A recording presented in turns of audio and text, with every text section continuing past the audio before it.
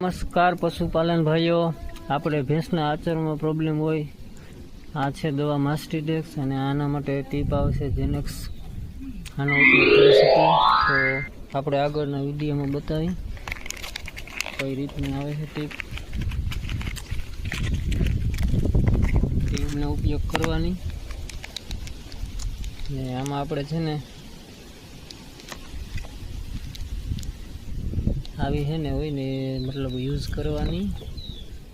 Polygon પ્લાસ્ટિકની જ use કરવાની, એનાથી પ્રોબ્લેમ ન થાય આચરમાં. મિત્રો આ જેનેક્સ ટીપ છે, આચરમાં પ્રોબ્લેમ હોય